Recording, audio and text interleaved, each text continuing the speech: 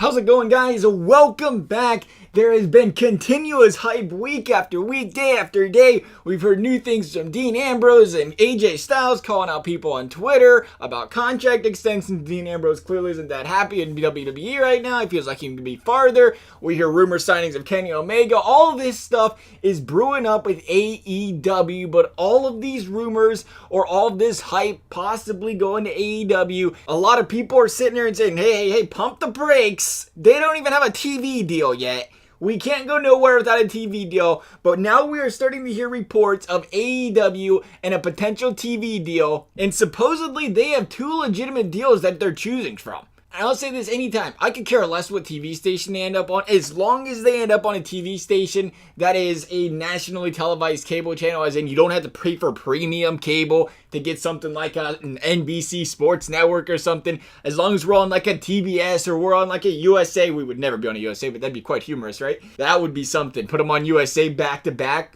one show after the other, and now that would be a good time. But Dave Meltzer's over here saying AEW's on the cusp of seeing the biggest TV deal for wrestling outside of WWE since WCW days. And that is absolutely huge. You sit there and you consider, we've seen TNA on Spike, which wasn't terrible. We could watch it, right? Ring of Honor, we've seen it televised on Fox. Granted, it's not always on an ideal time slot. But the pure thought of AEW potentially grabbing a slot on ABC or TNT or TBS could be absolutely huge. It's hard to forget that SmackDown, WWE's B brand that we all know and love, but Vince treats like his unwanted stepchild for some reason, just inked a multi-billion-dollar TV deal with Fox.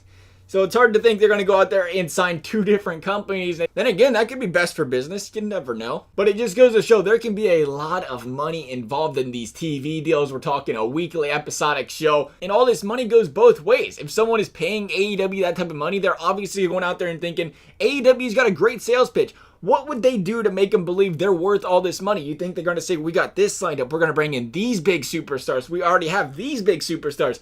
Maybe they're saying we're bringing in Ambrose. It hasn't been inked yet, but there's some tampering going on there. We talk about the wrestling tampering. Maybe there really is an AJ Styles. Maybe that isn't just a very hopeful rumor. And then more than likely out of all of these guys, you probably could actually see a Kenny Omega out of the three. I would say that's probably the most likely one. And obviously with a lucrative TV deal, when you see guys like this come across, they're going to be able to pay these guys.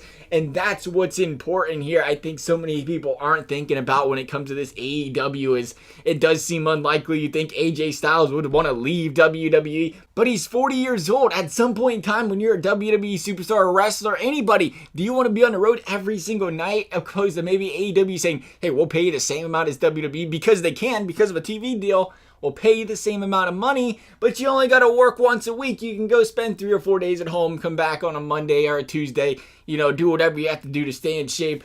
It's definitely a lot more appealing. I'd 110%. If I could get the same money, do less, why wouldn't you, right?